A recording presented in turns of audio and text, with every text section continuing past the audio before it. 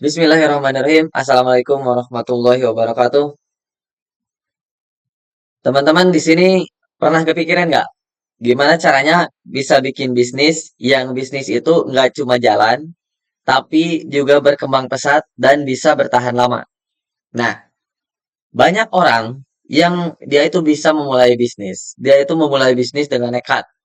Cuma modal nekat, tanpa adanya rencana, tanpa adanya pengaturan, tanpa adanya strategi, yang akhirnya bisnisnya mentok di tengah jalan. Nah, sekarang kita bahas salah satu pondasi manajemen untuk membangun sebuah bisnis yang itu powerful banget dan sudah terbukti oleh orang-orang ahli. Ini bisa mensukseskan menjadi salah satu jalan mensukseskan bisnis teman-teman. Apa pondasi itu? Yaitu POAC atau Planning, Organizing, Executing, dan Controlling. Nah, ini bukan cuma sekedar teori yang bisa dihafal doang atau yang harus dihafal doang, tapi sistem ini bisa bikin bisnis kita, bisnis teman-teman lebih rapi, lebih efisien dan juga insya Allah mudah-mudahan disukseskan oleh Allah Subhanahu wa taala. Nah, kita bahas yang pertama. Yang pertama adalah planning atau perencanaan.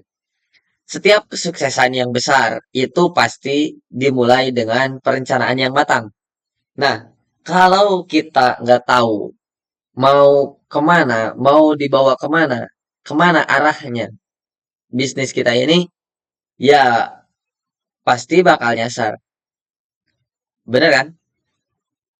Salah satu pengusaha besar, pengusaha sukses di dunia, Jeff Bezos, waktu mulai Amazon, dia itu nggak langsung jualan semua barang, tapi fokus dulu ke dalam satu barang, yaitu dia fokus menjual buku. Nah, karena permintaan pasar yang tinggi dan mudah dikirim, dari situ dia baru berkembang ke kategori-kategori lain. Berkembang tidak hanya menjual buku. Nah, hasilnya apa? Sekarang Amazon jadi raksasa e-commerce di dunia. Jadi pelajarannya itu bisnis itu kita harus punya rencana yang jelas. Mau jual apa, terus target pasarnya siapa, terus gimana cara dapetin pelanggannya. Semua itu harus di planning dengan baik. Nah, ada sebuah perkataan dari Benjamin Franklin. Beliau mengatakan, seseorang yang gagal merencanakan itu berarti dia sedang merencanakan kegagalan. Jadi ketika kita tidak bisa merencanakan, tidak bisa membuat rencana, berarti kita sedang merencanakan sebuah misi kegagalan. Ya, itu. Oke, kita bahas yang kedua, yaitu organizing atau pengaturan. Nah, rencana yang bagus aja nggak cukup, strategi yang bagus aja nggak cukup. Tapi gimana kita harus bisa mengatur siapa yang ngerjain tugas-tugas itu.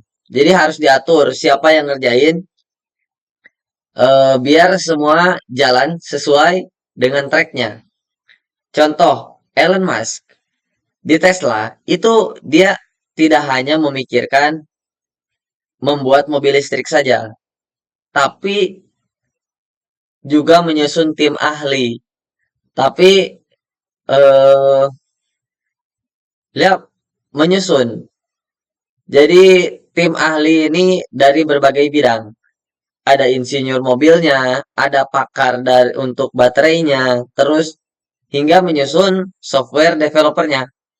Hasilnya apa? Jadi Tesla sekarang nggak cuma jadi produsen mobil aja kan, tapi jadi pionir di dunia dalam energi bersih. Jadi dalam bisnis itu kita harus tahu siapa yang memegang peran apa.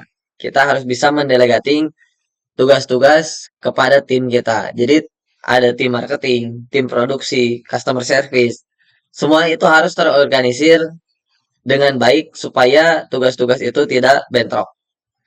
Nah, nah, kemudian yang ketiga yaitu adalah actuating atau pelaksanaan.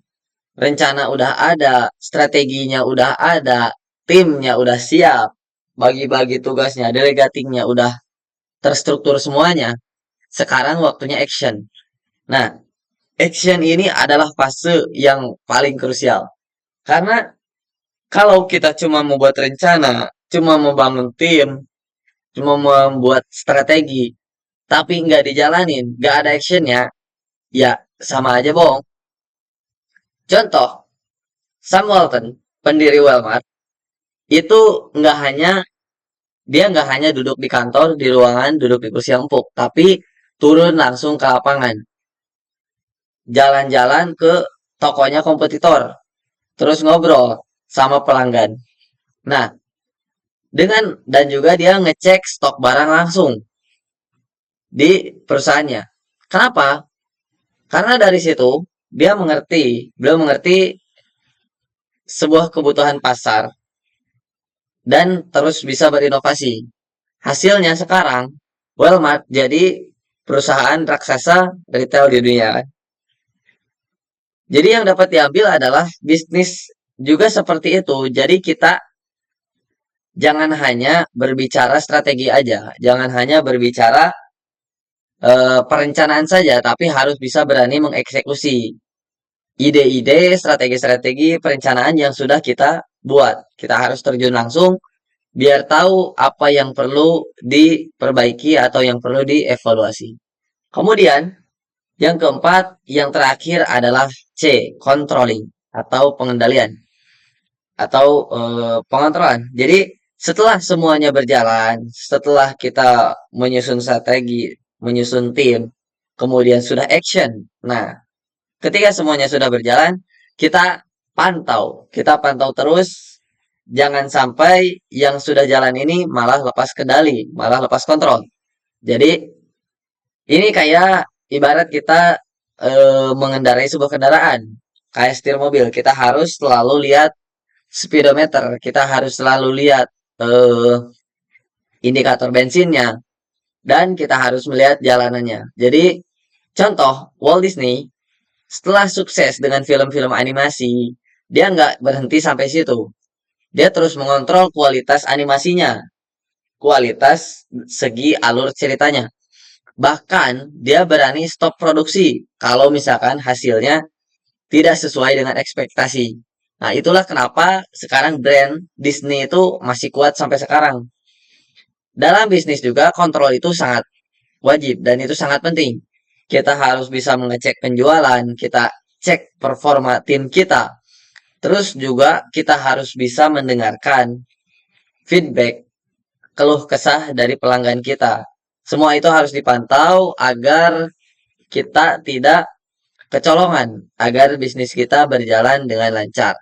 Nah, kita harus bisa mengetahui apa yang bisa diukur dan apa yang bisa kita kelola supaya bisnis kita berjalan dengan lancar.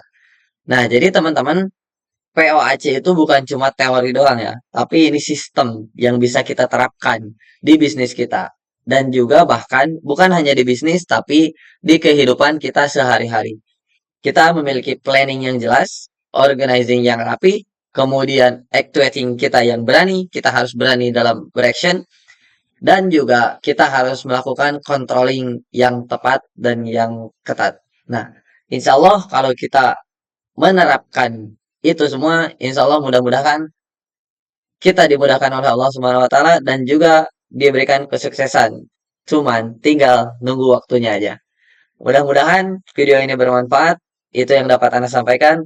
Barakallahu fikum. Wassalamualaikum warahmatullahi wabarakatuh.